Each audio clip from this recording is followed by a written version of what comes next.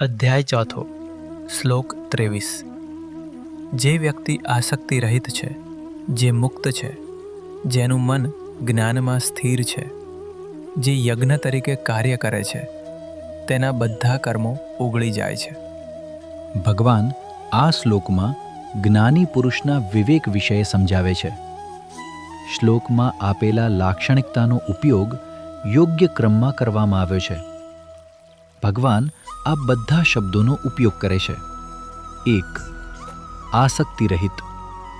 મર્યાદિત વસ્તુઓ સાથેના આપણા જોડાણને કારણે આપણે આપણા દૈવી અસ્તિત્વથી દૂર રહીએ છીએ। આમ જ્ઞાની વ્યક્તિ તે છે જેમાંથી મર્યાદિત વસ્તુઓ સાથેના બધા જ જોડાણો દૂર થઈ ગયા હોય છે। 2. મુક્ત।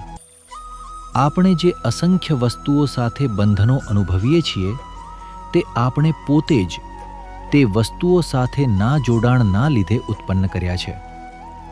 જે વ્યક્તિ અહંકાર ભ્રમિત થાય છે તે વસ્તુઓની દુનિયા દ્વારા પરિપૂર્ણતા અનુભવવાના પ્રયત્નો કરે છે। આમ એ વ્યક્તિનું અહંકાર નશ્વર શરીર તરીકે ઇન્દ્રિય વિષયોની દુનિયા સાથે જોડાયેલું રહે છે। મન તરીકે તે લાગણીઓની દુનિયાનો ગુલામ બનીને રહે છે અને બુદ્ધિ તરીકે તે પોતાના વિચારો સાથે બંધાઈ જાય છે। 3. જ્ઞાનમાં કેન્દ્રિત મન સાથે।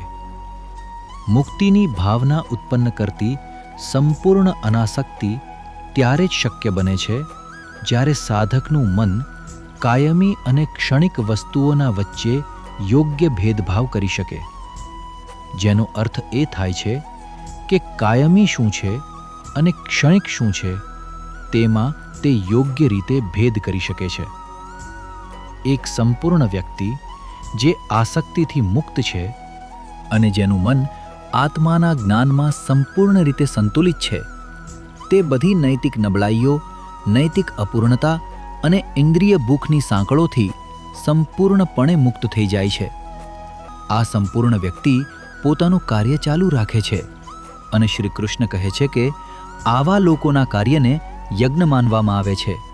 તેથી આ વ્યક્તિની ક્રિયા પ્રતિક્રિયાઓ ઉત્પન્ન કરી શકતી નથી અથવા કર્મફળ કે વાસનામાં ઉમેરાતી નથી।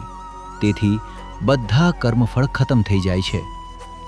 આપણા શાસ્ત્રોમાંથી લીધેલા યજ્ઞ શબ્દનો ઉપયોગ શ્રી કૃષ્ણ દ્વારા અહીં વધુ વિસ્તૃત અર્થ આપવા માટે કરવામાં આવ્યો છે। ગીતામાં વૈદિક યજ્ઞ એક એવી સ્વસમર્પિત પ્રવૃત્તિ છે જે અનેક લોકોના સેવાની ભાવનામાં કરવામાં આવે છે।